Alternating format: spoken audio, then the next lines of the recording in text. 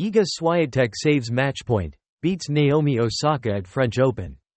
Paris, Iga Swiatek played like the current number one and the two-time defending champion at the French Open. No surprise there. That Naomi Osaka looked like the former number one that she is, and on clay, no less, amounted to an announcement that she is still quite capable of elite tennis. Surging down the stretch as Osaka faded, Swiatek saved a match point and grabbed the last 5 games to sneak her way to a 7-6, 1, 1-6, 7-5 victory in the second round of the French Open on Wednesday night in a thrill-a-minute contest befitting two women who both own 4 Grand Slam titles. For sure, this match was really intense. Much more intense for the second round than I ever expected. For sure, I'll be more ready next time, Swiatek said.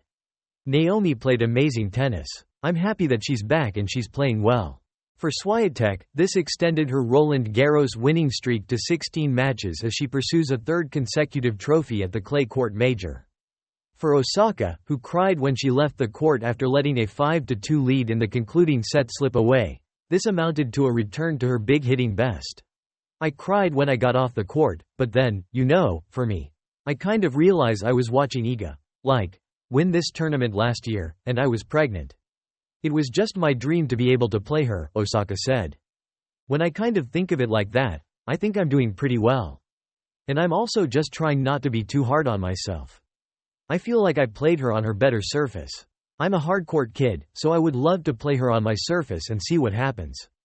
They went back and forth for nearly 3 hours as rain loudly pelted the outside of the closed roof at Court Philippe Chatrier. Showers forced the postponements of 23 singles matches until Thursday, and a riveted, if hardly full, crowd alternated their support between the two players.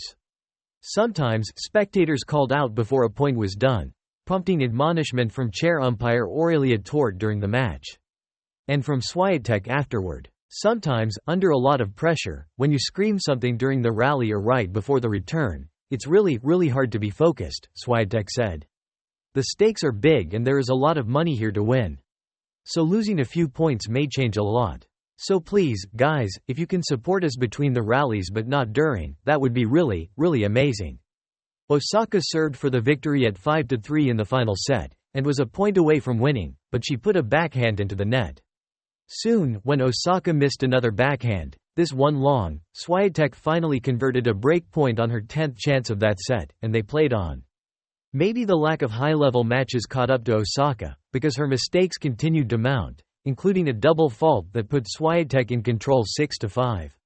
Swiatek, who has led the WTA rankings for nearly every week since April 2022, then held serve one last time. Indeed, it's been a few years since Osaka played this capably and confidently, hammering big serves at up to 122 miles per hour and imposing ground strokes. Her quick strike capabilities were on full display. Osaka won 82 of the 139 points, 59%. That lasted 4 strokes or fewer, and she finished with a 54-37 advantage in total winners. All of those familiar mannerisms were back, too. She turned her back to Swiatek to reset between points, hopped in place, tugged at her pink visor's brim and slapped her palm on her thigh. Osaka celebrated points by shaking a clenched fist and shouting, "Come on." She grabbed 9 of 10 games to dominate the second set and led 3-0 in the third.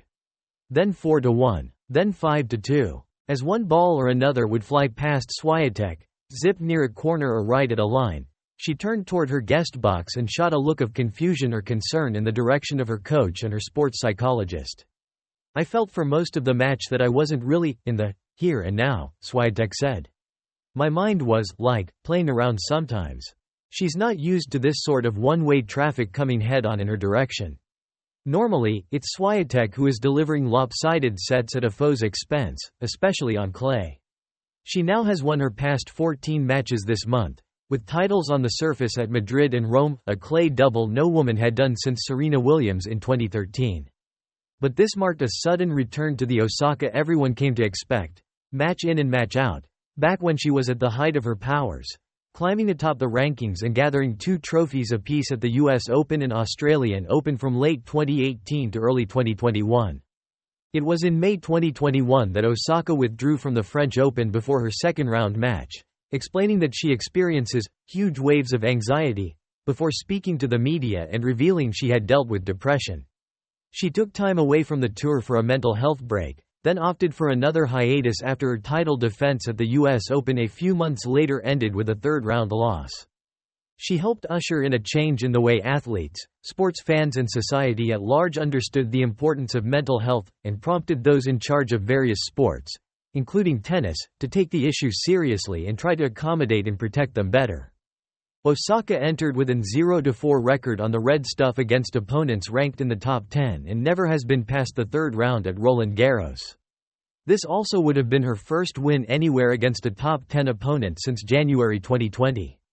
Instead, though, it is Swiatek who moves on and continues her bid to become the first woman with 3 championships in a row in Paris since Justine Henin in 2007–09.